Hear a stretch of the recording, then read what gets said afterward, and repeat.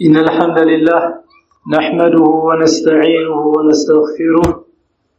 ونعوذ بالله من شرور أنفسنا ومن سيئات أعمالنا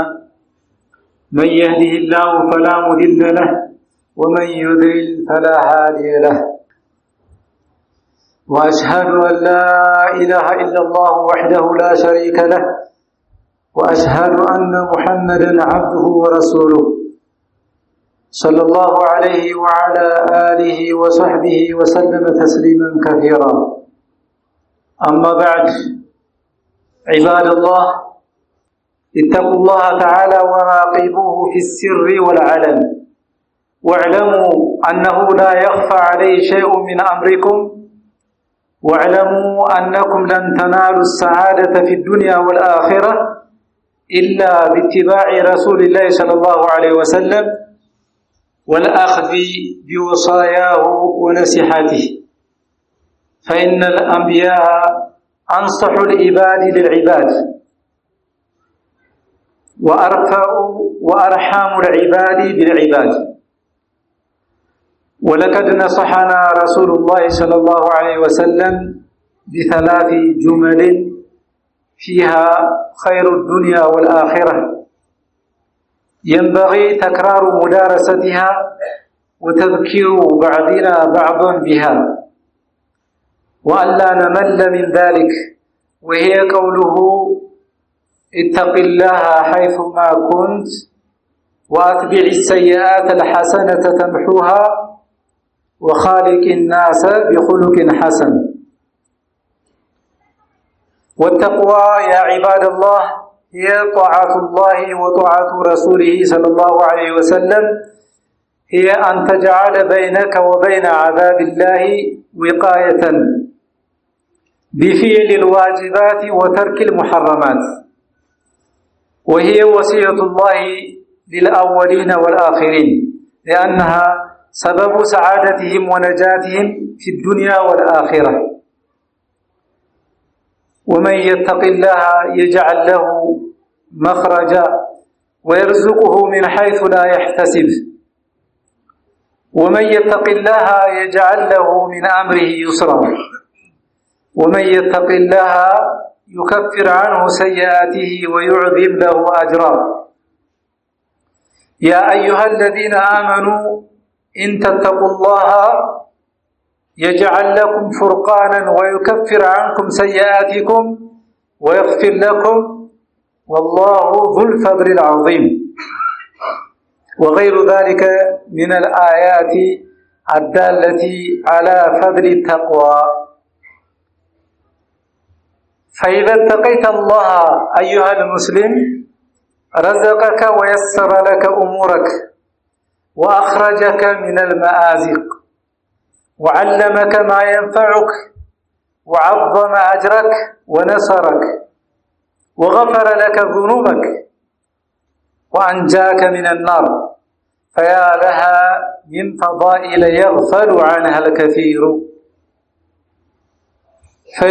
ويجب على المسلم أن يتقي الله في كل مكان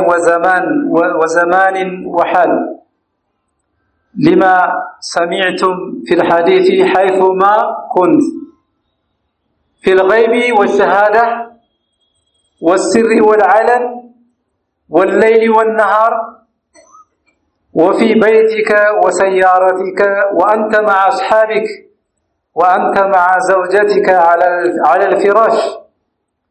وأنت تستخدم جهاز الجوال حيث لا يراك إلا الله أو جالس على كرسي الوظيفة أو تبيع وتشتري وإقامتك وسفرك فإن الله مطلع عليك لا يغيب عنه من أمر عبده شيء إن شاء الله تعالى يزارع خطبة اتق الله حيثما كنت የነብዩ ሰለላሁ ዐለይሂ ወሰለም ሐዲስ ትልቅ የሆነ ሐዲስ አለ ያንን በተመለከተ ይሆናል ማለት ነው በማንኛውም ቦታ ብንሆን አላህ Subhanahu Wa Ta'ala መፍራት እንደሚገባ ኢንሻአላህ የምንተዋወስበት ይሆናል ማለት ነው ነብያችን አለይሂ ሰላቱ ወሰለም ሶስት አረፍተ ነገሮችን ያካተተ ሐዲስ ተናግረዋል። በዚህ ሐዲስ ውስጥ ደግሞ ለዱንያና ለአኺራችን ለዚህ ዓለማዊ ህይወት የሚሆን ለወዳኛው ዓለም ኸይር ነገር የሰበሰበ ሐዲስ ነው። ይህ ሐዲስ ታዲያ ይህንን ሐዲስ ሁልጊዜ መተዋወስ ያስፈልጋል። እርስ በርሳችን መሰልቸት የለብንም። ሁሌም ስለዚህ እንተዋወሳለን። وهي قوله صلى الله عليه وسلم اتق الله حيثما كنت واتبع السيئات الحسنة تمحوها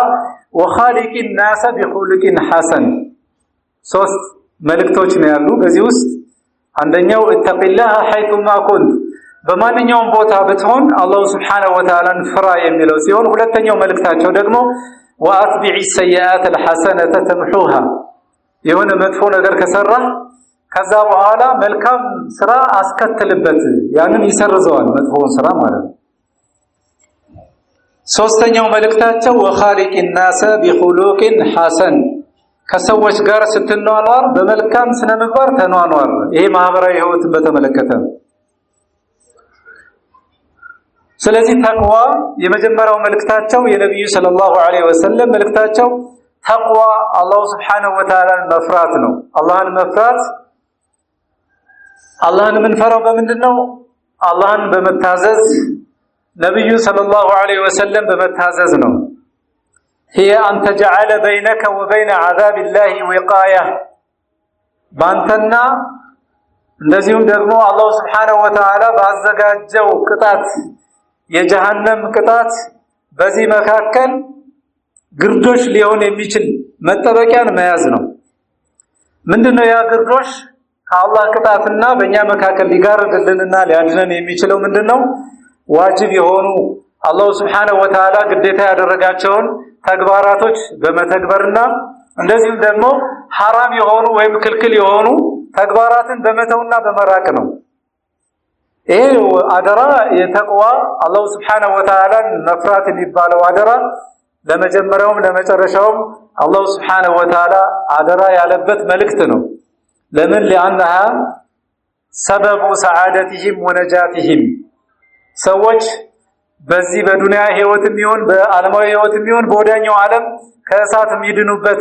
ከቅጣት የሚድኑበት በመሆኑ ማለት ነው። አላህ Subhanahu Wa Ta'ala ተቅዋን አስመልክቶ አላህን መፍራት አስመልክቶ ومن يتق الله يجعل له من امره يسرا ይላል። ይሄ ፋይዳው ወይም ደግሞ ثمرات من ثمراته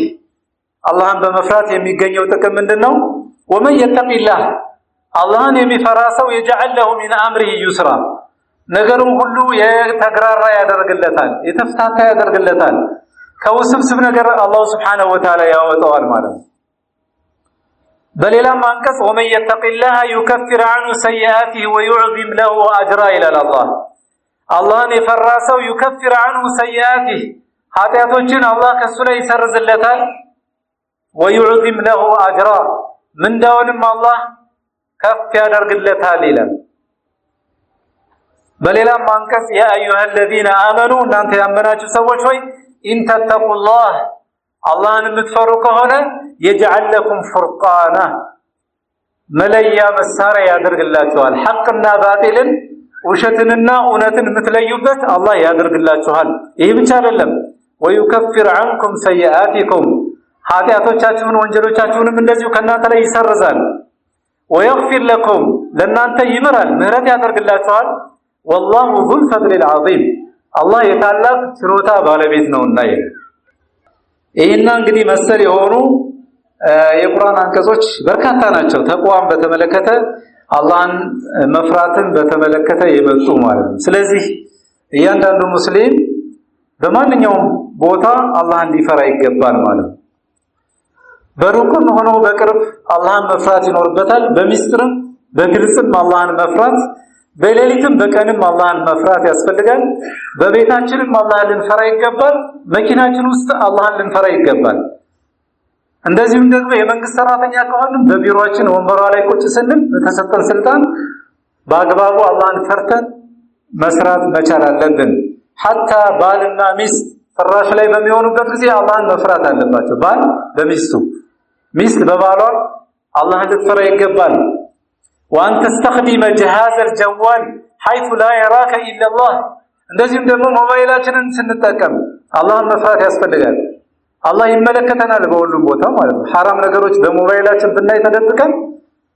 አላህ ይመለከተናል ያይናል ስለዚህ ነብዩ ሰለላሁ ዐለይሂ ወሰለም ተቂላህ حيث ما كنت በማንኛውም ቦታ ብትሆን አላህን ፍራ ነው የሚሉት ማለት ንግድም ላይ ስንሆን እንደዚሁ ነጋዴዎች ስንሸጥ ስንለውጥ አላህን መፍራት ያስፈልጋል ለምን فإن الله مطلع عليك الله አንተን ይመለከታል لا يغيب عنه من أمر عبده شيء የባሪያውን ጉዳይ አንድም ከሱ የሚሰወር ነገር የለም በጨለማም ይሁን በቀን ምንም የሚሰወር ነገር የለም ይሄ አንደኛው ምክራቸው ነው የነብያችን ሰለላሁ ዐለይሂ ወሰለም በዚህ ሐዲስ ሁለተኛው ምክራቸው وأتبع السيئات الحسنة تمحوها የሆነ ኃጢአት ነገርና የሆነ ወንጀል ነገር ከሰራህ መልካምን ስራ አስከትል ጥሩ ነገር ስራ መልካም ስራ አስከትልበት ማለት ነው ስለዚህ በሸሪዓችን የመጡ መጥፎ ነገር የሚያስወግዱ ወንጀልን የሚያሰርዙ ነገሮች በጣም በርካታ ናቸው ቁጥር አንድ ምንድነው ከተባለ ኢስላም እስልምና فالاسلام يهدم الكفر وما عمل فيه صاحبه من الموبقات እስልምና ከዚህ በፊት የተሰራን የኩፍር ስራ የሚሰርዝ ነው ከዚህ በፊት የተሰሩ ወንጀሎች ሁሉ የሚሰርዝ ነው አንድ ሰው ወደ እስልምና በሚገባበት ጊዜ ማለት ነው ወተውበቱ ሳዲቃ እውነተኛ የሆነ ተውበት ጸጸት አድርጎ መመለስ ተህዲሙ ما قبلها من الذنوب ያለፉ ወንጀሎችን ይሰርዛል ያ ጀማዓት المسلمين والحج المبرور ከወንጀል ነፃ የሆነ ሐጅ يهدم ما كان قبله ከዚህ በፊት ያለፉ ወንጀሎችን ይሰርዛል ያው ሽርክ ሲቀር ሽርክ ግን ተውበት አድርጎ ነው መሄድ ያለበት አንድ ሰው ሐጅ በሚያደርግበት ጊዜ ከሽርክ ተላቆ መሄድ አለበት ወሶላዋቱ الخمس አምስት ወቅት ሶላቶች እንደዚሁ ተቃቀን የሆኑ ወንጀሎችን ይሰርዛል والعمره الى العمره ዑምራ ካደረግን ከዑምራ እስከ ዑምራ ያሉ በመካከል ላይ ያሉ ተቃቀን የሆኑ ወንጀሎችን ያሰርዛሉ ورمضان الى رمضان كذلك والحسنه الواحده عند ملكام سرا يمحو الله بها ما شاء من صغائر عبده عند ملكام سرا በመስራቱ አላህ Subhanahu Wa Ta'ala ተቃቀን የሆኑ ወንጀሎች ከባሪያው ላይ የተገኙ ወንጀሎችን አላህ ይሰርዛል وكذلك والعفو عن الناس ከሰዎችም እንደዚሁ ይቅር ማለት ይቅርታ ማድረግ አውፍ ማለት ሰዎች ማለት ይበድሉንም አውፍ ምንል ከሆነ ኃጢአታችን ይሰረዛል ይሄ ሁለተኛው ነብዩ ሰለላሁ ዐለይሂ ወሰለም የመከሩት ምክር ነው ومن فضل الله أن العبد إذا تاب وأناب إلى ربه غفر له سيئاته ثم أبدلها له حسنات فالحمد لله على فضله وجوده وكرمه كالله شروتانو أن العبد إذا تاب باريو توبتو تسستو كتملسه ودقيتو كتملسه تككلن يوم مملس توبة نصوحة زمن يوشت مملس هذا يا حقيقة كلبو كتملسه ماله غفر له سيئاته وانجلوچ ሁሉ ሰርዘው ثم أبدلها له حسنات በነዛ ደግሞ ምን ይተካል አላህ መልካም ነገሮችንም ይተካለታል فالحمد لله على فضله وجوده وكرمه بارك الله لي ولكم في القرآن العظيم ونفعني وإياكم بما فيه من الآيات والذكر الحكيم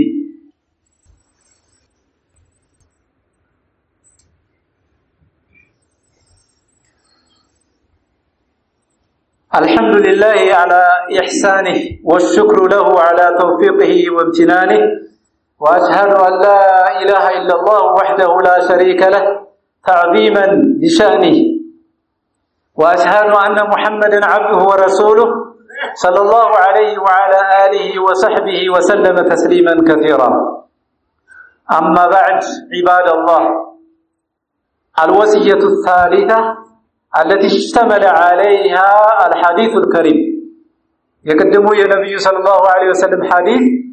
ከሰበሰባቸው ታላላቅ መልእክቶች ሶስተኛው መልእክት ይቀራል ማለት ነው። ያ ምንድነው? አልወሲየቱ ቢሁስኒ الخلق في التعامل مع الناس ከሰዎች ጋር በመንኖር ጊዜ ከጎረቤት ሊሆን ይችላል ከሌላም ሰው ጋር በንግድ በተለያየ ቦታ ስንኗኗር በጥሩ ስነ ምግባርና በጥሩ አኽላቅ በጥሩ ባህሪ ልንኗኗር ይገባል ይላሉ ነብያችን አለይሂ ሰላቱ ወሰለም። وخالق الناس بخلق حسن ولقد أثنى الله تعالى على نبيه محمد صلى الله عليه وسلم الله سبحانه وتعالى سنة مقبارنا أسملكتو رسولنا عليه الصلاة والسلام بتكبر القرآن أعد الصلاة وإنك لعلى خلق عظيم أنت بتعلق سنة مقبار لا إله إلا جوال يا نبي صلى الله عليه وسلم سنة مقبار من النبرة ቁርአን ሐላል ያደረገውን ሐላል ያደርጋሉ ቁርአን ክልክል ያደረገውን ሐራም ያደርጋሉ ረሱል ሰለላሁ ዐለይሂ ወሰለም አላህ ወዳጅ የአላህን ወዳጆች አላህ ወዳጅ አድርጓቸው ያላቸውን አካላት ወዳጅ ያደርጋሉ አላህ ጠላት አድርጓቸው ያላቸውን አካላት ጠላት ያደርጉ ነበር ማለት ምናልባት ያው ከኛ ዘንድ እንደ ጥሩ ስነ ምግባር የሚታየው ምንድነው ከሁሉም ጋር ተመሳስሎ የሚኖረው ሰው ጥሩ ስነ ምግባር አለው የሚባለው ሸርዓን ግን ይሄ የሚደገፍ ባህሪ አይደለም የምንጠላውን እንጠላለን የምንወደውን እንወዳለን ማለት ነው ኩፍር ያለበት ሽርክ ያለበት አካል ይጠላል ቢድዓ ያለበት አካል ይጠላል ሙእሚኖች ይወደዳሉ የአላህ ወዳጆች ይወደዳሉ ረሱሎች ይወደዳሉ ሷሊሖች ሰሃቦች ይወደዳሉ ሰለፎቹ ቀደምቶቻችን ይወደዳሉ ይፈቀራሉ ማለት የዲን ጠላቶች ይጠላሉ ይህ ነው ትክክለኛው ስነ ምግባር وإنك لعلى خلق عظيم وقال رسول الله صلى الله عليه وسلم نبياتنا عليه الصلاة والسلام بحديثاتهم قالوا إن العبد ليبلغ بحسن خلقه عند سو بترو سن مغبارو كو يدرسال درجة الصائم القائم ليلين تنسو الله የሚገዛ ቆሞ ቀን የሚጾሙ ሰዎች የሚያገኙትን ደረጃ ይደርሳል በምን በጥሩ ስነ ምግባር ማለት ومحاسن الاخلاق كثيرة ጥሩ ስነ ምግባራቶች በጣም በርካታ ናቸው ለሙእሚኖች ጥሩ የሆነ ፊት ማሳየት ይሄ ከመልካም ስነ ምግባር ነው وإفشاء السلام ስንገናኝ አሰላሙ አለይኩም መባባል والسخاء መለገስ መስጠት والصدق እውነት መናገር والوفاء ቃል ኪዳን መሙላት والأمانة የተሰጠንን አደራ መወጣት وصلة الرحم ዝምድናን መቀጠል وحسن الجوار ከጎረቤቶቻችን ጋር ጥሩ የሆነ ጉርብትና መጎራበት በጥሩ ሁኔታ وتفرج الكربات የተጨናነቁ የሆኑ ሙስሊሞችን ከችግራቸው እንዲወጡ ማድረግ وعيادة المرضى በሽተኞችን መጠየቅ وشهود الجنائز ሲሞቱ ጀናዛ ላይ መገኘት መቅበር ማጠን መከፈን وتعزية المسلم في المصيبة مصيبة መከራ ሲደርስባቸው ሙስሊሞች ማጽናናት وتهنئته بما يفرحه في غير معصية ከወንጀል ውጪ በሚደሰቱበት ነገር መደሰት በተፈቀዱ ጉዳዮች የሚያስደስት ነገር ومن حسن الخلق كف الأذى عن الناس ከመልካም ስነ ምግባሮች መካከል እጆቻችንን መቆጠብ ምላሶቻችንን ከተንኮል ከመሳደብ ሰዎችን ከመተናኮል መቆጠብ ራሱ ይሄ ራሱ حسن الخلق ነው كف الأذى عن الناس وهذا إذا لم تستطع أن تحسن إليهم ለሙስሊሞች መልካም መስራት ካልቻልክ ተንኮልህን መግታት ነው فلا أقل من أن تكف أذاك عنهم فلا تعتدي عليهم في نفس أو عرض أو مال መልካም ስራ መስራት ቢያቅተን በገንዘባቸውም ይሁን በክብራቸው በአካላቸው የሚወሰዱ እርምጃዎች ድንበር መተላለፎችን መቆጠብ ይኖርብናል ማለት ነው ومن الكلمات الجامعة في حسن الخلق أن تعامل الناس بمثل ما تحب أن يعاملوك به تقلل لا ترقوا نبياتنا صلى الله عليه وسلم ከተናገሩት ንግግር አንተን ቢሰራልን የምትፈልገው ነገር ለሰዎችም እንዲሰራላቸው ፈልግ ሙስሊም ያው ጥሩ ነገር እንዲሰራለት ነው የሚፈልገው ስለዚህ አንተም ለወንድሞች ያንን ነገር ልትመኝ ይገባል ማለት ልትወድላቸው ይገባል ማለት ወአውለ الناس بحسن خلقك በመልካም ስነ ምግባር ከሰዎች ሁሉ ቅድሚያ የሚሰጣቸው እነማን ናቸው ሁም ዋሊዳክ ወላጆች ናቸው አባትና እናትህ በተለይ እናት ትኩረት ሊሰጣት የሚገባ ማለት ነው ሁም ዋሊዳክ ወዘውጀቱክ ሚስትህ ወአውላዱክ ልጆችህ ثم الاقرب فالاقرب ከዛ እንደዚህ ምንድነው እየቀጠለ ይሄዳል ማለት اللهم اهدنا لأحسن الأخلاق لا يهدي لأحسنها إلا أنت واصرف عنا سيئها لا يصرف عنا سيئها إلا أنت وصلى الله على نبينا محمد وعلى آله وصحبه أجمعين